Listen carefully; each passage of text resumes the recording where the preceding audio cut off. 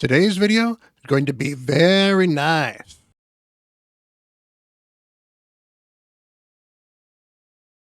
Hello, everyone. Bront, CatHerder here. We're having some fun talking Raid Shadow Legends, and we are here to talk about Nice the Shadowthief. Is it nice? Is it nice? Is it nace? I don't know. I'm going to call him Nice because that's easy. And he is a very fun champion. He is a champion that is basically a very good damage dealer. So for fun that gets started early on your account, you could certainly use him just about anywhere. But his kit is really designed for Arena in both forms. So we'll talk about him. I'll go over his kit. We'll talk about some of the ways you can use him. We'll talk about the gear you may want to put on him. We'll even talk a little bit about relics and blessings. And we'll take him out in the arena and show you a little bit about what he can do. So this should be a lot of fun. Let's get into it. So we've got Nice here. He is one of the Sylvan Watchers, and he's definitely got a Sylvan Watcher vibe to him. He's got the bow going on. He's got the animal stuff. He's got tattoos. Very, very sharp looking champion. I like a lot of the details he's got. He got a nice color scheme as well.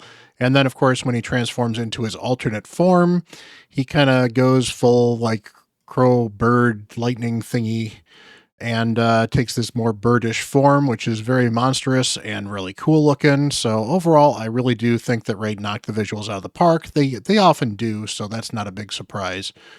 But he is definitely a cool looking champ. As far as what skills he brings, as I mentioned, he is a very PvP focused kit. So a lot of the stuff will still be useful in just about anywhere you want to play, but it is very, very PvP focused. So first of all, on his A1, he attacks one enemy, ignoring shield, unkillable, and block damage buffs. Damage is based off of the HP and attack. Now, the attack bonus is not particularly great. He gets a lot more out of HP. So you generally want to build him with some HP. You get a little bit of accidental attack. It gets some extra damage to him. Not that big of a deal, not too bad. But he definitely gets more out of the HP boost than he does out of the attack boost. And the fact that he has an A1 that hits through unkillable and block damage is pretty amazing. And it does a decent amount of damage. It's not going to be the most damaging ability he has because it's an A1, but he can do it, and it's very nice to have the flexibility to ignore shield, unkillable, and block damage on an A1. So he's got an A2 here, attacks all enemies. This attack will not trigger counterattacks and ignores shield buff. So again, he's ignoring shield, which is really nice. The not trigger counterattacks, very niche, but very good specifically for PvP, where counterattacking can certainly be a problem. Also steals 20% of turn meter from each enemy. This effect cannot be resisted by enemies with more than 50% turn meter. So if you choose to not build him with attack, he'll only steal turn meter from people with a lot of turn meter, but it's guaranteed, so you don't need the accuracy. And since this is the only thing that might need accuracy on him, building him without accuracy lets you build so much more damage into his kit. It just is very freeing. So this is a very nice ability as well. Hits very, very hard, ignoring shield buffs, always nice. Not that everybody brings shield buffs, particularly because Narcissus kind of nerfed the shield quite a bit as well. But especially for people that are bringing bolster, it's very nice to be able to hit through the shield. And the fact that Theodore shields on 2 of his abilities, very nice. Then you've got his A3 here, attacks one enemy, deals double damage to bosses. So you've got some PvE use here. Destroys the target's max HP and decreases the target's attack, defense, speed, resistance, and accuracy by 10% when this champion hits him for the first time. Does not affect bosses, so you don't decrease these things. However, the increase that happens, because you get to increase this champion's HP, attack, defense, speed, resistance, and accuracy by 10% every time you decrease the skill. Very nice. As written, this appears to stack across rounds, which means you could use him to slowly but surely build up against the waves and then take on a boss with this particularly well. Finally, he gets a block revive if debuff if the skill or gets killed by the skill. So this is useful for the Frostbiter if you need somebody that can do block revive. So you've got this as an option. This hits really hard.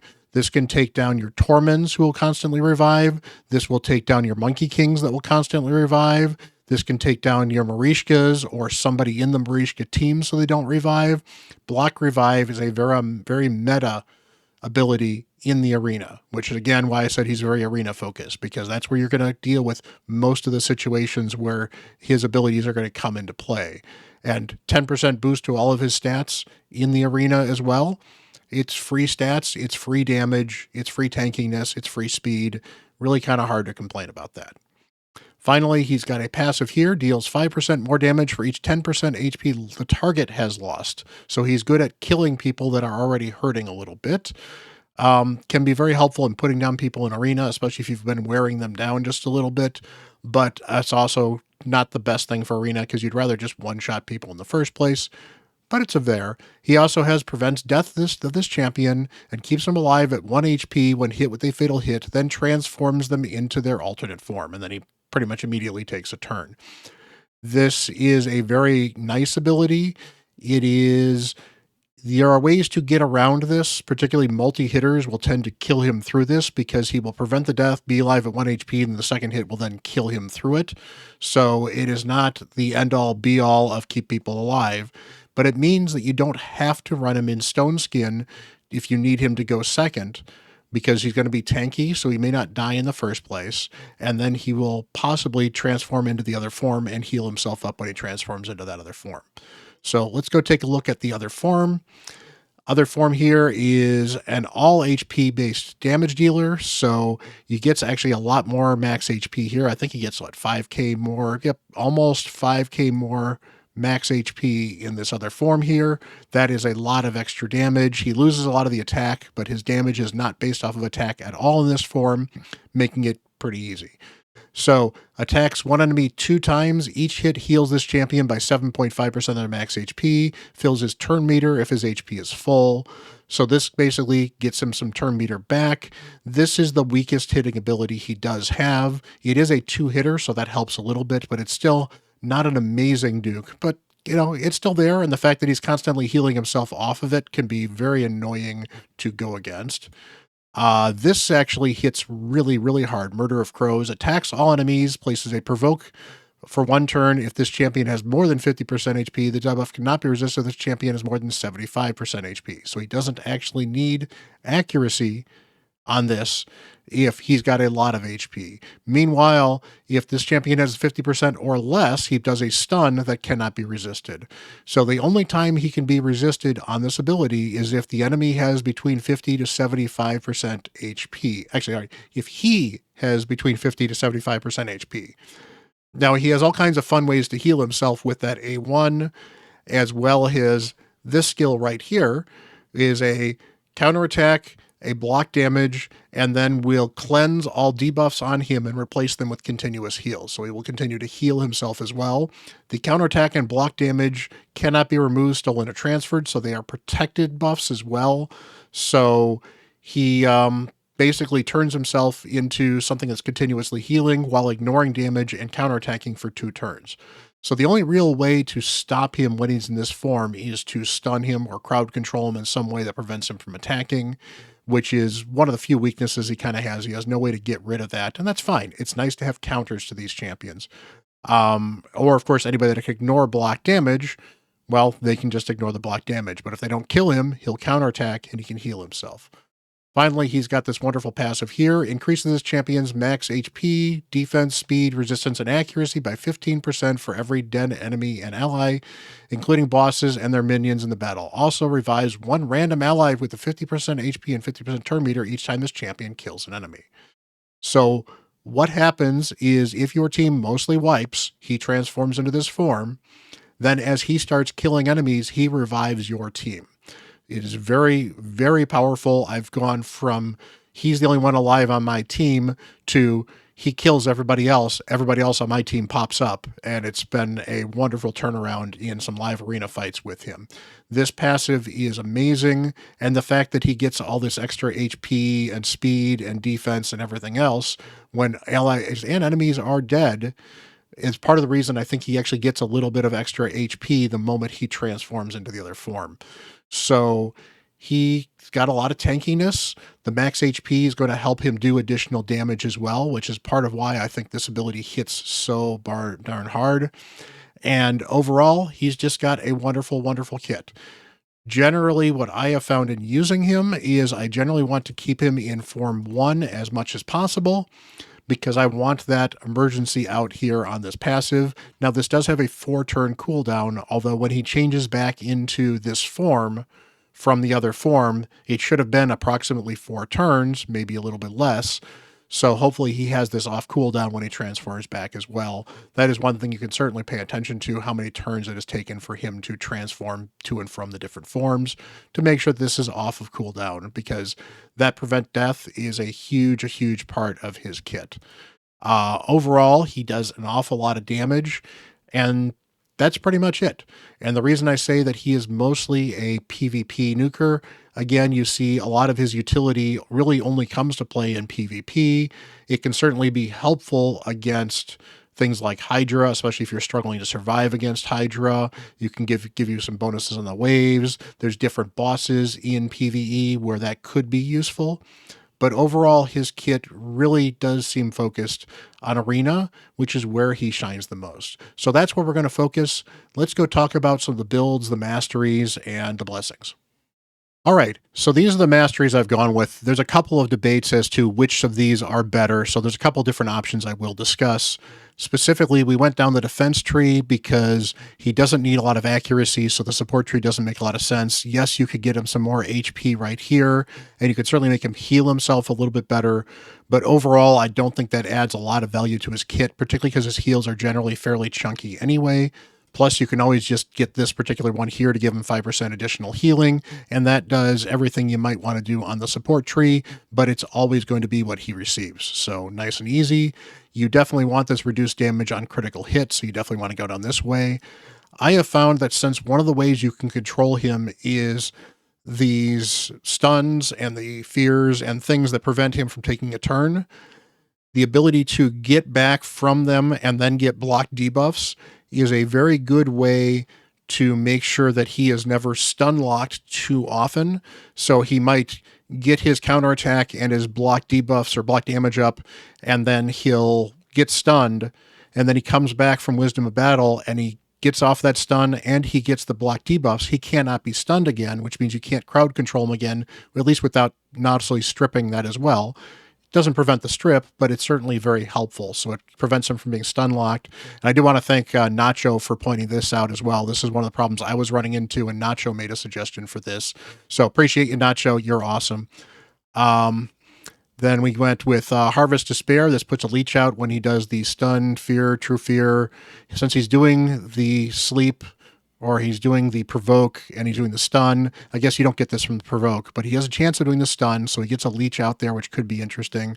Honestly, I wouldn't mind delayed death, but I decided to go with some stuff in the offense. You could certainly argue with going for both of these delayed death. If you don't want to go for Wisdom of Battle, then you could certainly go with Bloodthirst, or you could argue go with this one as well, Resurgent, so he will occasionally just flip debuffs off as well. That's not necessarily too bad. Delay death is helpful because it can reduce the amount of damage he takes in a longer PvE fight, but it's not a huge amount. But again, any you can take is nice. And then finally, Cycle Revenge means he's getting turn meter boost when people are getting critical hit. This is very helpful for any nuker in the game, so very useful. In the offense tree, we've went with the crit rate because the attack doesn't really help him much. Crit damage makes some sense. The increased damage when people are less than 40% HP, you want him killing people, so that's very helpful. Whirlwind of Death gives him additional speed, very helpful as well. Cycle of Violence, he hits very hard, so the ability for him to reset some of his skills when he hits very hard is huge, so that is worthwhile grabbing. You've got Wrath of the Slain, it increases the damage when people are dead, since he actually functions well when people die. That's helpful. And then, of course, you've got Kill Streak, so when he kills people, he starts doing more damage. His A1 starts doing more damage the more time he uses his A1. And then finally, Helm Smasher ignores defense. You certainly could go down here if you're worried about landing some of the buffs, or the debuffs, I should say. But remember, he doesn't have a lot of debuffs, and most of his debuffs are guaranteed under most circumstances. Not all, but several important circumstances they're guaranteed. So it's not really something where you need to build him with a lot of accuracy. And I find if you were going to build him with a lot of accuracy, you're taking away from a lot of his damage numbers as well as his tank numbers. And he does need to be able to take a hit or two as an HP champion. That should be fairly easy. But that's why I tend to go with these masteries. They've proven to be very effective when I've been using them.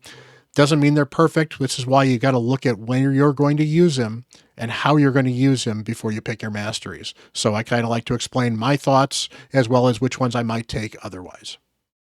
As far as relics are concerned, I just like to mention the relics. Not that relics have a big place in the game yet, but any relic that gives him additional damage, so things that give him crit damage, things that give him HP, things that give him attack in this form, very helpful. This is a 20% chance to deal 10% more damage when attacking. It's actually leveled up, so the damage chance is actually a 30% chance here on this particular ability. So this can get up to 40, 50%. 50% chance to do 10% more damage when attacking. It's free damage. Plus, crit damage is going to help him quite a bit with stats. So I like this one. Generally, you're looking for the particular right stats for him if you're going to put a relic on him, and you're looking for stuff that helps him increase the amount of damage he does. You probably don't want ones that are going to be based off of whether or not he's debuffed, but again, he could easily be debuffed because he's not going to be resisting things. So if you have things that increase the amount of damage based on how much debuffs he's got, it's at least extra damage, and since he's mostly HP based, if he gets decreased attack on him, it's not actually affecting how much damage he's doing, and it's actually raising his damage. So that's kind of the relics. There's probably several relics that would be good on him. This just happens to be one I happen to pull on this account, and I'm super excited to have it on him because I think it's great. And we'll talk about blessings here quickly as well. I've actually been fairly lucky in that I actually had a 4-star blessing for him, which is the one that gets me the crit damage, which has been huge. And I've gone with Chainbreaker because I mentioned before, these stuns, provokes, things like that really can help control him and make him harder to use or make it harder to recover. So the ability to just occasionally wipe those off, 15% chance of removing the debuffs, not a huge chance. And honestly, I still think this could be buffed just a little bit. But the fact that you've got a 15, goes up to a 20, goes up to a 25% chance. And on top of that can fill turn meter if he gets hit once I get up to the 5-star or the 6-star. Could be very helpful in making sure that he is always available to attack and isn't locked out so he can't do some of his damaging abilities when it's time for him to do some of his damaging abilities. And since control is the easiest way to actually control him and make him not do stuff, it's nice to have some way to get around it. Now, other ones that are certainly an option, Soul Reap is always an option from a damage dealer perspective. I know it's not a popular one because it doesn't hit through Stone Skin and it doesn't hit through Harima, for example, but it is very nice to be able to just instantly kill somebody when they get down low at this HP. The bigger problem with him is he has passives that involve what happens when he kills people, and this does not actually count towards those passives. So if he kills somebody with a Soul Reap, he doesn't revive them because it doesn't count as him killing them. So it's, you got to be careful with this Soul Reap, for example, as well. Other options, Heaven Cast is certainly a decent option. He's going to get buffed because that's generally what happens in Arena. Plus, he puts buffs on himself on the other form. So we'll have 2 buffs there, which is going to be a little extra damage, but that was only going to be 1%, maybe 1.5%, up to 2. Didn't make a lot of sense. Lightning Cage would be another option because if you're going to build him to take some buffs, Lightning Cage will perfect those buffs, especially if you're going to build him with Stone Skin, for example. Stone Skin and Lightning Cage is a great combination because it makes Stone Skin ridiculously hard to pull off. Intimidating Presence, probably not for him, but he does have a decent aura, the 35% HP aura in all battles, so that's not necessarily the worst case scenario. Cruelty doesn't make a lot of sense because you want somebody else reducing the defense. Ward of the Fallen reduces some of the damage he taken, so maybe that could be kind of interesting, especially if you can get this on 6-star. Temporal Chains can affect how speed works against him, so that could be very helpful. We've already talked with these. Crushing Rend could be interesting if you're going to use them in PvE, if you get the 6-star, because that ignores a ton of defense, but probably not what you're really looking for. And then, obviously, the Arena 1 Sheep, if you're going to get a 6-star Sheep, then Sheep can be very helpful just because he will have enough accuracy to land it even if it's less than a 6-star. But the fact that the 6-star is irresistible means that he's going to land it in pretty heavily, and it will actually help protect him from being debuffed. And if it doesn't protect him from being debuffed, at least you sheep somebody out of it as well. So that can be very helpful. Finally, you could argue maybe Nature's Wrath because he does throw out a few debuffs, but nothing particularly exciting, and they're only in one form. So Nature's Wrath is probably not great for him. Maybe Cracking Roots if you're really worried about him getting through Stone Skin, because that's one of the few things he does not go through is Stone Skin. But I've yet to find Cracking Roots to really be a good damage dealing ability for anybody outside of maybe a Baron. It's just not been a particularly great blessing so far. I think they need to figure out some way to make it a little bit better. But with that said, let's go take a look at builds. All right, so I have my Nice in a 7-piece Merciless set. It's been as many as 9 pieces. I've kind of played with it a little bit. I've kind of settled on the 7 pieces because it seems to have worked fairly well. He's got 1 piece of protection because it just happens to be a really good piece on the boot that I've got. And it was 8 pieces when I was using this particular banner right here, but I decided to change over this HP banner because I liked the extra speed that I had on this, so I felt that this was a better banner for me to have on Nice. Honestly, they're both arguably very good. You could even argue that the 15% crit damage I get out of this is better than the extra 2,000 extra HP, but I can get another 2,000 HP out of this by ascending it a little bit, which is something I probably should do. And I can certainly improve the attack, which will give me a little more damage in the main form as well. So very, very helpful. What I did find was a problem is I had him in 9-piece Merciless, and I kept on getting this extra turn triggering, which you'd think, oh boy, that's great. But it was a problem because what happened is I had it trigger when he had transformed. He turned into his block debuffs and his counterattack, and then he took 2 extra turns. And by the time he actually took a turn, I couldn't kill anybody, and then he lost his block deep damage and his counterattack, and then he just died. So he was outrunning some of the buffs that I didn't want him to outrun. So I felt overall that for him, the 9-piece Merciless was just not really worth it. So I pulled him out of it a little bit. Again, 8-piece would be great. And honestly, if I could get a decent HP banner with some speed on it, obviously this is going to be hard to replace, but getting a decent HP banner with speed would probably be better in Merciless than it would be in a non-Merciless set. So other damage dealer builds you can certainly use, though. You can certainly use Savage, Lethal, Instinct. I wouldn't use Slayer because he doesn't have a lot of AoEs, and he's got several high-powered single-target damage dealing, so Slayer is probably not a particularly good set for him. But the 4-piece, you could do a 4-piece Stone Skin along with a 4-piece Savage or 4-piece Instinct or 4-piece Lethal is another very viable build in the current arena meta. You're going to want him to go generally fairly fast, particularly because you do want him to get back around to his abilities quickly. You want him to continue to heal up and nuke people down as well. So I actually have him in speed boots right here. Again, I wish I could get these with more speed or more HP would be very helpful. The HP chest here. We've got a nice set of gauntlets right here. And overall, the stats we went with right here in his base form, he's got, 350 crit damage, which is plenty. You could certainly get a little bit more if I put more Merciless on him. We've got 84k HP, some okay defense, decent attack, although I didn't build for attack specifically. Very, very nice speed, and don't really care about the resistance and accuracy. Then we transform into his other form. As you can see, he gets a bunch more HP. You lose the attack, but you don't care in this form. Same speed, same crit damage. Overall, still a very, very good damage dealing build. So those are some of the build considerations I would certainly work with for him. As you can see here, blessings are absolutely huge on Mythics. This is a lot of extra HP, so it's a lot of extra damage. This is a lot of extra crit damage, so it's a lot of extra damage. It's actually nice to get some of this extra stuff from the Relic as well. As you can see, the Blessing and the Relic are doing some heavy lifting with this build. So overall, I've had a lot of fun with this build, so let's go take it into Arena and show it off.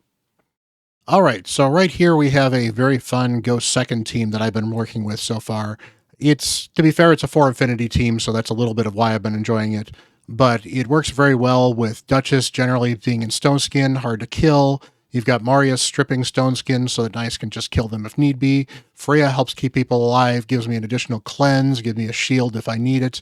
And then Nice gives me a lot of tankability because I can certainly die with him and still have him revive himself, get back, and possibly recover. So we're going to try this team out. We'll try with this team, and if I'm not fast enough, we'll certainly try a different team with this as well, see if we can go. But this is a good example of a team that is very good to bring Nice in because you've got the revives here. You've got 4 revivers here, effectively. So the ability to possibly knock at least one of these champions out permanently with his A3 can be very, very helpful. All right, so Freya gets to go first, so we'll do some turn meter boosting and the block debuffs. We'll get the Veils up as well. Nice gets a turn, which is great, so let us get rid of... Actually, let's get rid of Marichka. Look at that, 131k, one shot gets rid of Marichka, which means we don't have to worry about the reviving anymore. Let's see if we can strip everybody else. That mostly worked. So can we survive? We survived that, so get some shields up. Unfortunately, they've got block debuffs on, but they're block buffs on, but that's fine. So he goes for the kill. Doesn't manage to do enough damage versus Nice. Very, very helpful. Let's go get that turn meter. So we killed those two. Unfortunately, he's going to be able to bring everyone back. But if we can get provokes out, that wouldn't be bad. We can get the revive out here. Nice now can actually still kill people through the revive or the block damage. So let's go kill Lazarius. And she's going to revive him right away, but that's fine. Get that block damage up here. All right, so we actually haven't needed to use his passive too much so far, so that is great. We'll A1 again. Let's A1 Siffy. Not quite enough damage. Again, it's an A1, so I guess I shouldn't be too surprised.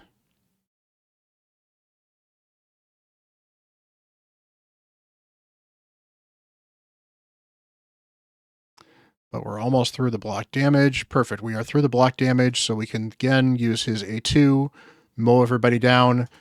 There we go. Very, very helpful to be able to do that block revive on a team that had so many revivers. Getting Marichka down made a lot of sense. And nice, doing a ton of damage. My Marius is built for some okay damage, but he's probably not a absolute beast of a damage dealer in Arena. So it was very nice to be able to strip with him and occasionally get some lockouts as well as the, what's it called? The enfeeble that he gets out. So let's go take a look at this team right here. This team is actually probably a worst case scenario for Nice because you've got the stun availability. You've got the ability to lock him out, although locking out a mythical is actually not that bad. You've got Marius here who can triple hit, which means he might be able to hit through his passive. We'll certainly see how that works, particularly because his passive and Freya's passive can sometimes overlap a little bit, so you might get one processing and then not the other. So we'll give this a try. All right, so we are not the fastest. That's not surprising. We mostly get stunned. Didn't do enough damage to actually kick off his passive. Now it does kick off his passive. He transforms, and unfortunately he transforms and Marius kills him. So again, that's something to be aware of. If Marius is going to hit like a truck, when Marius transforms, Marius is going to take him out. So it's certainly one of the things to look for. One of the reasons I actually wanted to show off that team. Let's go find another team to show off Nice and see if I can show how he can recover from mostly dying. All right, we'll give this one a try.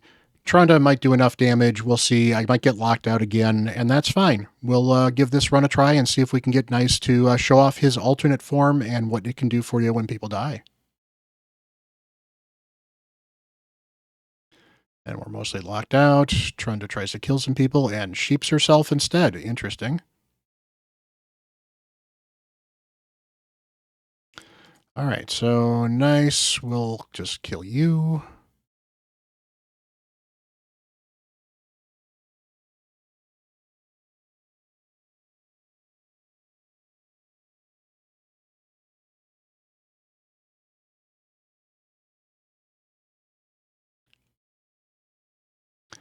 All right, so we're going to struggle to get somebody to actually kill him, so we'll just transform himself.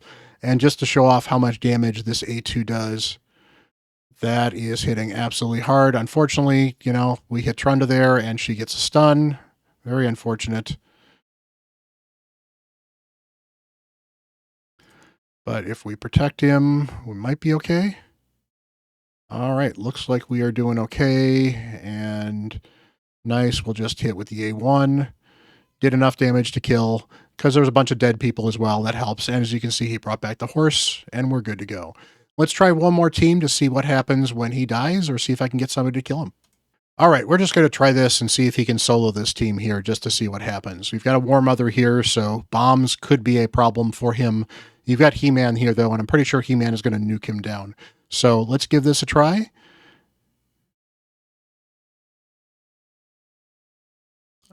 All right, and there goes He-Man, nukes him down. He transforms, and Soul Reap. Soul Reap will get him as well. All right, let's try again with a slightly different team.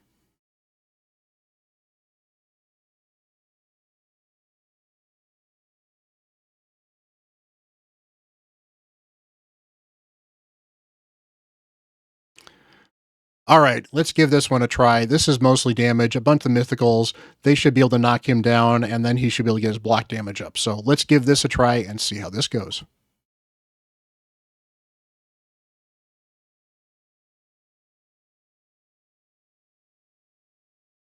All right, I was not expecting him to go first. That's interesting.